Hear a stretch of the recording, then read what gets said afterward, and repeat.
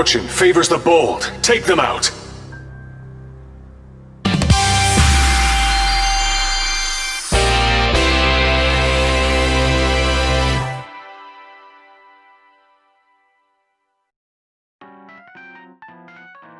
So when Vector the Crocodile joined the roster of Sega Heroes 2 weeks ago, it was only natural for us to think that maybe, just maybe, that his fellow Chaotix detective members would be joining him on that journey. And here we are. So hit that thumbs up button, subscribe to the channel, because in today's Sega Heroes character overview, we're going to be looking at Espio. I sense the enemy approaching.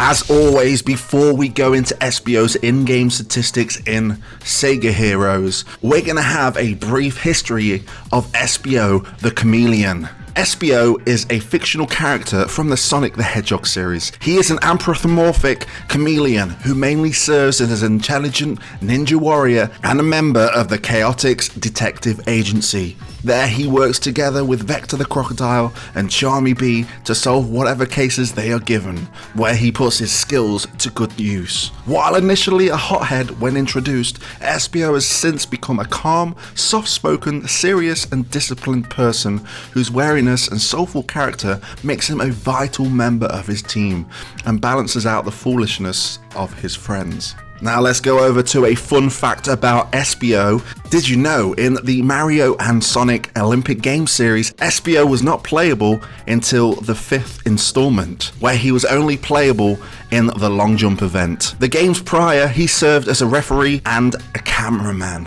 Now with Espio's brief history out of the way, let's move on to his in-game statistics in Sega Heroes. His hero color is red. His rarity is legendary. His type is Striker, and his match damage is Dark. Espio's max skill is the Art of Camouflage. Espio focuses on his powers to turn invisible. This will have a mana cost of 8. Espio will gain Elusive for 4 turns, and if you want to know what Elusive is, this is a new buff introduced with Espio, and this prevents the enemy team from targeting this character, though they can be targeted if they are the last member of your team. And you'll also create 3 random 4-turn shield tiles, of which that strength will increase as you level up the Art of Camouflage. Now looking at the Art of Camouflage, we can see that this is more of a tank ability than a striker ability, which is quite unusual.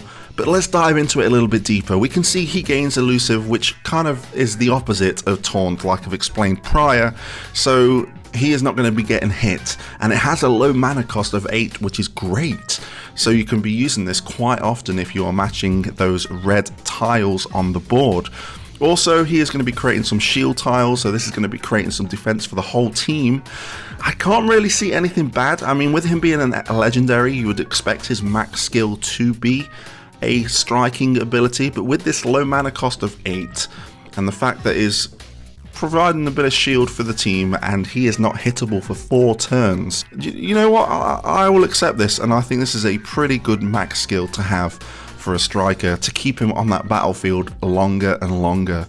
So let's move on to his star skill, which is Shuriken. Espio hurls a large Shuriken star at his opponents. Now to get this to trigger, you need to match a red star tile or a super red star tile, and this will deal dark damage, of which will increase as you level up Shuriken, and this will inflict darkness for 5 turns. And if you didn't know what the darkness debuff does to your enemies, it will increase the amount of dark damage they take. So looking at Shuriken, this is obviously his DPS attack, and a strong one it is, because he is dealing that dark damage. He's inflicting darkness, which will increase any dark damage he will do later in the battle, or even if you have other dark damage dealers on your team.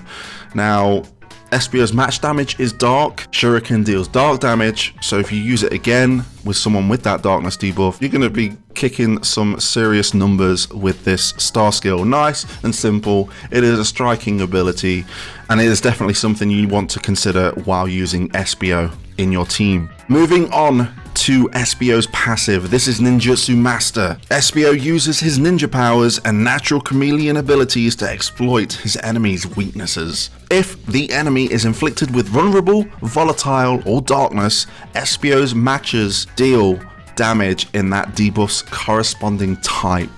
Now we'll go into these debuffs in just a little while, but we'll move on to the next point, which is Espio's attacks will deal extra damage while in elusive, and obviously this damage will increase as you level up Ninjutsu Master.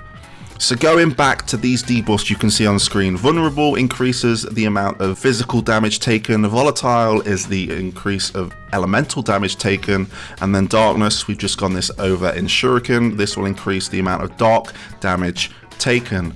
Now this is a very unique and maybe very good passive to have, because if you go against someone that has volatile, say if you're going into battle with a fellow ninja, Joe Musashi, and he is inflicted volatile, if Espio was to do damage on that enemy with that debuff, his dark damage will then turn into elemental damage. And then again, if someone has vulnerable, his attacks will turn into physical damage on that enemy. This is the first we've seen of its kind, and I think this is going to be very good to play around with. It's also nice to note that if you have elusive, which you should have because it only has 8 mana to trigger it, you'll be dealing even more damage. So taking this in auto account, you are relying on debuffs to get the max DPS out of Espio.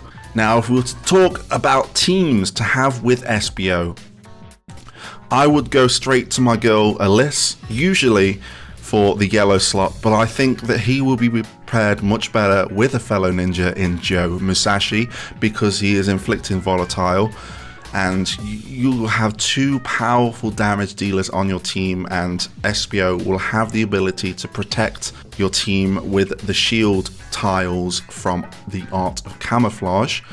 For a blue character, I'm thinking someone along the lines of maybe bringing some darkness to it. Maybe Rouge, maybe Salvaria. There's many possibilities, but I'll stick with Rouge in this instance because of the darkness that she brings and the fact that she is quite a good damage dealer as well. And for a green, I'm just going to go back to the previous character that has been released, which is Vector, because he has the ability to fortify some tiles on the board. And if you are busting out those shield tiles, if you want an Espio to play your defense character as well, to fortify them, to make sure that you get the most out of them, Vector is definitely a character to probably take along with you. So please comment in the comment section below teams that you would like to roll with Espio. Let me know if you'll be going for Espio in his upcoming event. And for those that are interested, he is rocking a max power of 70,030 and his max health stands at 236,351. So there you go. Espio the Chameleon in a nutshell. I think he is a pretty decent striker to have in your team if you are focusing on debuffs. I think he is going to be a force to be reckoned with, and the fact that he's a legendary and he's bringing a lot of damage and he has a bit of a sneaky defense mechanism to him, I think he's someone to definitely consider and someone to go for in this upcoming event. So on that note, thank you for listening, and until next time, I'll catch you on the flip side.